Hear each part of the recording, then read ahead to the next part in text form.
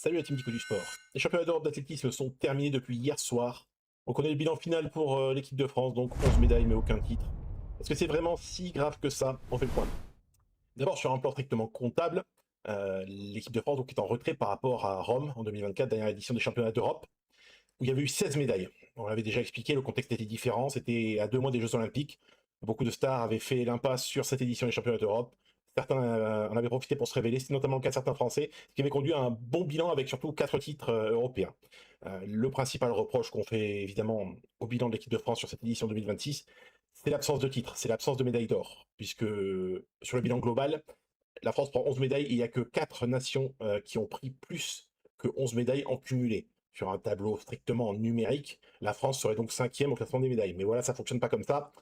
Le classement, ça se fait d'abord par rapport au nombre de médailles d'or, ce qui fait qu'il y a beaucoup de nations qui ont pris juste une médaille d'or parce qu'elles ont un sportif fort dans une discipline, la Slovénie, la Slovaquie, l'Israël, la Hongrie, la Grèce par exemple.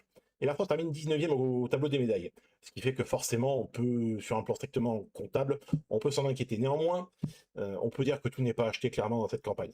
On a eu quelques belles surprises, hein, avec Naginos qui avait récupéré la première médaille de l'équipe de France sur les 5000 mètres, et c'était pas forcément attendu. Mohamed Abdallah Kounta qui fait deuxième du 400 mètres, c'était pas forcément attendu non plus.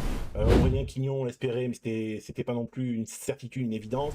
La médaille de bronze sur le marathon par équipe par exemple, que même les coureurs eux-mêmes ignoraient qu'elle existait, ça fait toujours une médaille de plus, mais c'est pas forcément celle-là qu'on attendait. Il y a eu quelques belles révélations, en particulier Baptiste Thierry sur la dernière soirée à la perche, il va faire une médaille au côté de Duplantis et Caralis. C'est quelque chose d'important. Maintenant, on manque beaucoup de leaders qui scorent vraiment.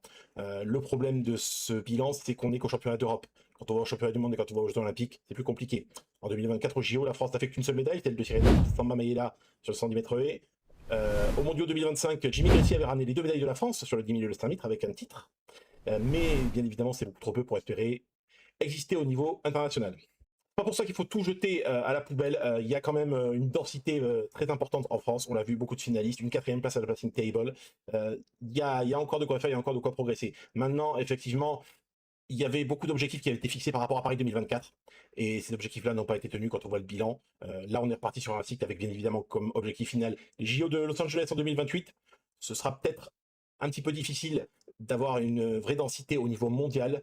Pour aller plus loin, je vous conseille l'article de mon camarade Étienne Gourceau sur le bilan total des Français, qui n'est donc pas si sombre que ça, sauf si on s'en tient uniquement au plan des championnats d'Europe, de compter les médailles d'or en premier. Dans ce cas-là, une 19e place, ça peut être considéré comme un mauvais résultat. On choisira ici de voir le verre à moitié plein.